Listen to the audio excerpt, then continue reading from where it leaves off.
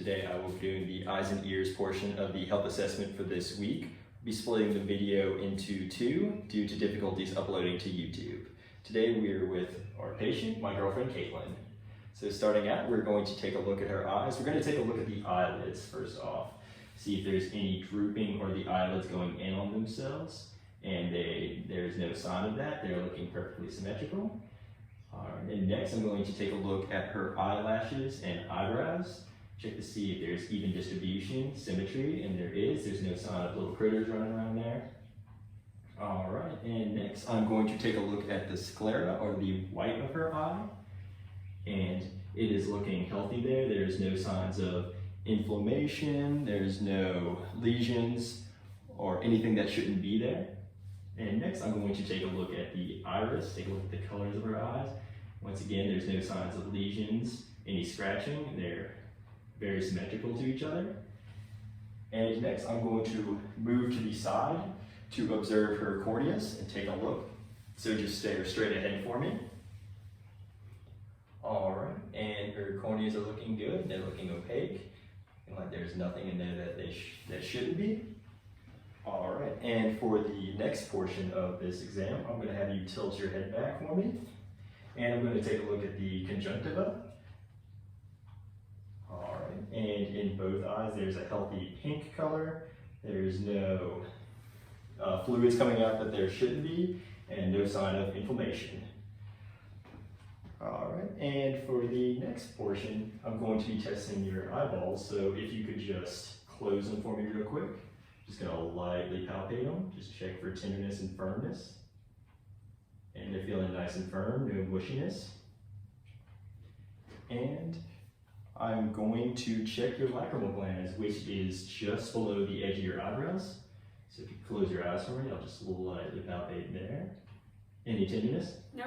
All right, yeah, and there's no sign of a duct blockage or anything that shouldn't be there. And it's feeling good.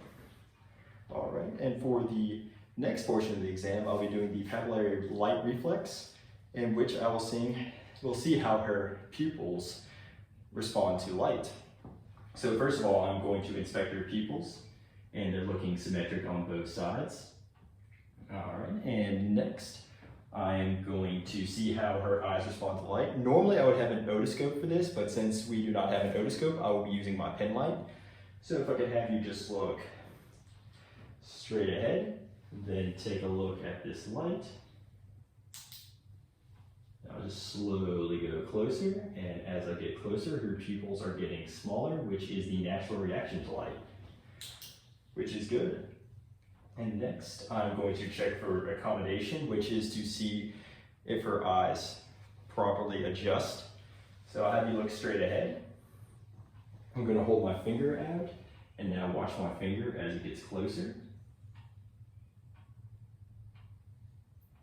All right, and her pupils got smaller and her eyes went together as they followed my finger, which is the proper reaction. All right, and next I'm going to check the extraocular muscle function of the eyes. And next I'm going to do the corneal light reflex, in which to do that, I am going to have you stare straight ahead for me.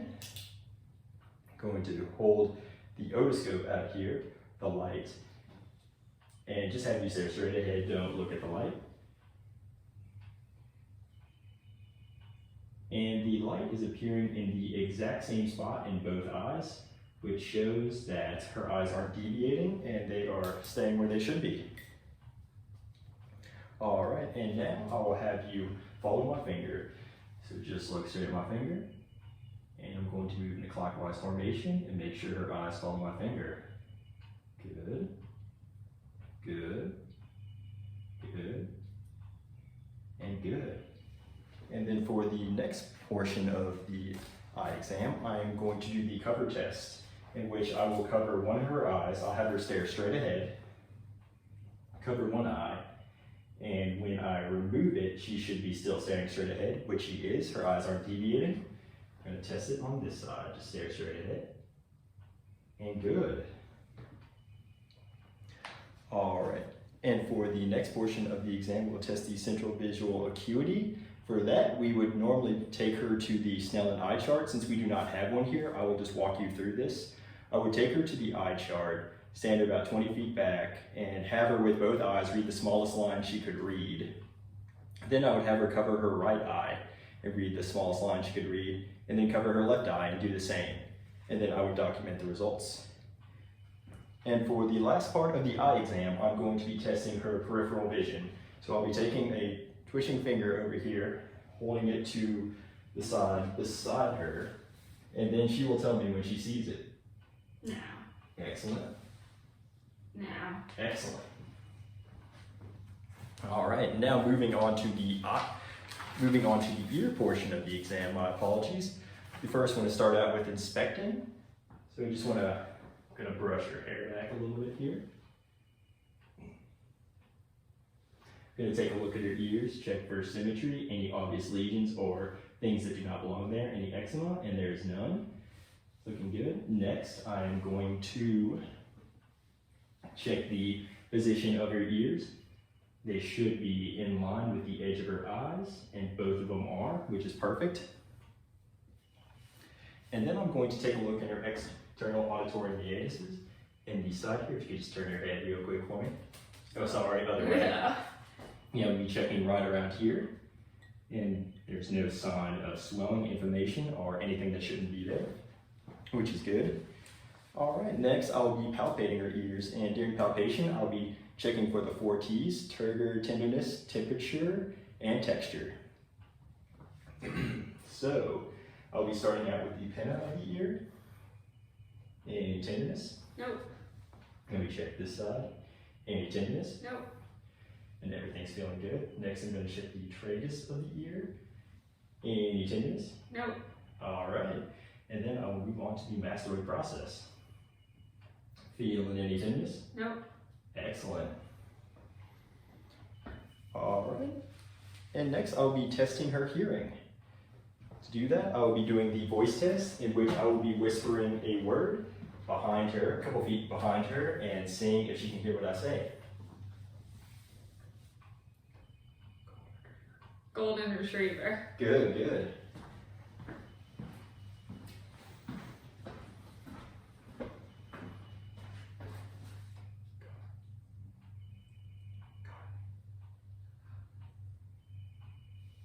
Margarita. I didn't hear that. I was actually saying car, but I think that one was my mistake because I was not whispering loud enough, or I was going too quickly. But yeah, she should be able to hear what I whisper to her. And then for the next portion of the exam would normally involve a tuning fork, but since we do not have one on hand, I will just verbalize that one as well. The tuning fork is to test both conductive and sensorineural hearing loss. So through the air, if I ding the tuning fork next to her ear, she should be able to hear it. And the other way to test is hold it up against the side of her head and ding it, and she should feel the vibrations. And if she does not feel the vibrations, that is a sign of sensorineural hearing loss. And if she can not hear when I ding it through the air, that is conductive hearing loss. All right, and for the final part of the ear exam, it will be the otoscope examination. And once again, for this, I will be using my pen light. So in order to look inside her ear, I will take the pen, pull it up and back. And what you want to do with the otoscope is hold it upside down and hold the dorsal edge of my hand against her head like this. And hold it in here like this. First, I want to check the external ear canal for any swelling, any buildup of cerumen that shouldn't be there.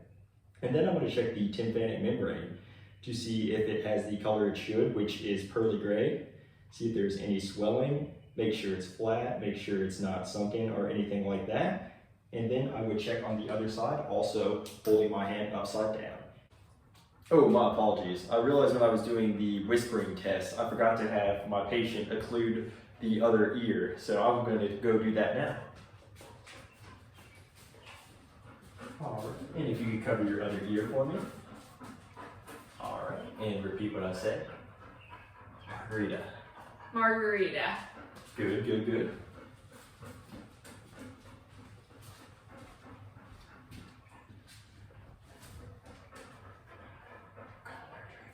Golden Retriever. Excellent. And this will be the conclusion of this video.